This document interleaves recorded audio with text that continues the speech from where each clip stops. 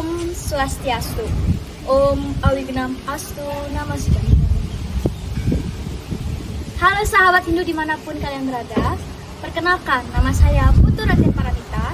Saya berasal dari Kota Denpasar, Provinsi Bali. Ini saya telah menempuh pendidikan sebagai mahasiswa S1 Akuntansi di Universitas Negeri Malang. Rasa angayu bagi saya panjatkan ke hadapan Ida Sang Widiwasa, karena berkat atas asum ketawaran nugrahnya lah, saya dapat berdiri sini mengikuti perlombaan Dharma Wacana secara online yang diselenggarakan oleh UKM Hindu Universitas Negeri Lampung.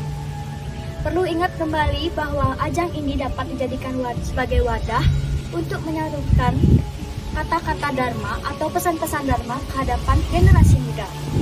Tidak lupa juga yang saya hormati seluruh Dewan Juri serta seluruh panitia yang bertugas, serta seluruh umat Hindu yang saya kasih.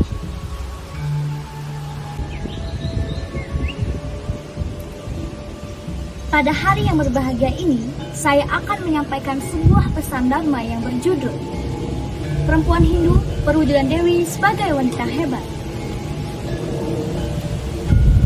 Kekuatan yang dimiliki laki-laki yang seharusnya digunakan untuk menjaga wanita, bahkan menjadi seorang pemimpin, malah disalahgunakan untuk menyakiti perempuan. Di media massa sering beredar kasus-kasus di mana laki-laki menyakiti perempuan, baik kasus pelecehan seksual maupun kekerasan lainnya. Bahkan tidak jarang hal tersebut terjadi di lingkungan yang terdekat.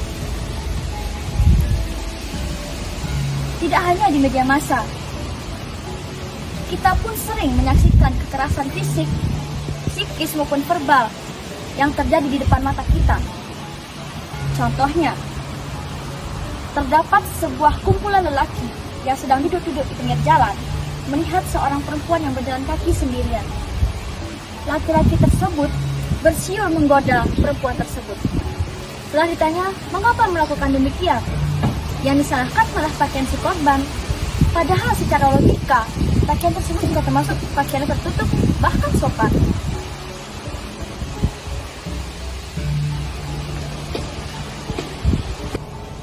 Tidak hanya terjadi pada zaman sekarang, pelecehan seksual pun pernah terjadi pada sepanjang sejarah yang paling mengerikan, di mana istri dari Raja Pandawa, Dewi Drupadi, yang sangat dihormati oleh seluruh orang, dilecehkan, bahkan pakaiannya hampir dilucuti oleh Dursasana atas perintah kakaknya Duryodhana. Atas rasa tulus dan baktinya, Dewi Drupadi pun dilindungi oleh Dewa Krishna. Dewa Krishna mengingat pernah ditolong oleh Dewi Drupadi, diberikan sebuah kain sari yang melilit tangannya. Kemudian kain sarilah yang melindungi Dewi Drupadi. Karena kejadian tersebut, Dewi Drupadi pun bersumpah akan mandi darah dari Dursasana. Aku bukanlah manusia, tapi aku kematian. Hanya kematian. Aku adalah kematian bagi semua manusia yang jahat dan hadir di dalam istana yang jahat ini. Dari kejadian tersebut, kita dapat pelajari bahwa jika wanita telah marah, maka dunia tidak akan baik-baik saja.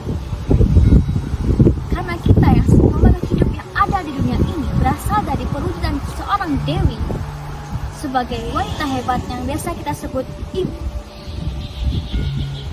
Kitab Sarasa Musaya Sloka 240 berbunyi, sebab lebih berat tanggung jawab ibu daripada beratnya bumi. Karenanya patut dihormatilah beliau dengan sungguh-sungguh tanpa ragu. Kembali ke Indonesia, negara yang kita tempati sekarang. Indonesia masih menganut sistem patriarki, di mana wanita tidak dapat memilih dan jadikan nomor 2. Wanita hanya dikaitkan dengan cucian, anak, dapur, padahal pekerjaan tersebut bisa dikerjakan oleh siapa saja. Buat apa sekolah tinggi-tinggi kalau ujung-ujungnya di dapur? Sebagai wanita, kata tersebut pasti sudah tidak asing lagi kan? Salah satunya cara untuk membayarkan kata-kata tersebut dengan cara yang pertama kita harus selalu mengasah soft skill kita. Yang kedua, menempuh pendidikan setinggi-tingginya. Yang ketiga, mencetuskan generasi yang lebih baik dari generasi sebelumnya. Sejak zaman sejarah, kita telah mengenal Raden Ajeng Kartini sebagai tokoh emansipasi wanita, bahkan sebagai tokoh kesetaraan gender, di mana Raden Ajeng Kartini berhasil mengubah adat, mengubah sistem sosial, bahkan mengubah gaya kepemimpinan. Tetapi, hal itu tidak mengubah 100% persepsi masyarakat mengenai perempuan. Hingga kini, perempuan masih dianggap sebagai makhluk yang lemah dan tak berdaya. Dengan adanya hal ini, kita sebagai wanita Hindu yang akan melanjutkan generasi selanjutnya sudah sepatutnya untuk tidak mendengarkan kata-kata orang di luar sana dan selalu terfokus pada tujuan kita untuk membangun generasi yang lebih baik dan berhasil menaikkan derajat keluarga.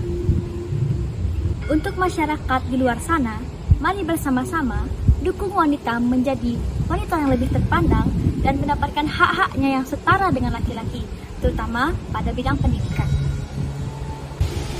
Jika kita mengingat kembali pada Pustaka Suci Weda yang mengatakan bahwa wanita sangat dihormati keberadaannya, dikatakan pula, di mana wanita tidak dihormati, di sana para dewa menangis dan tidak akan ada kesejahteraan.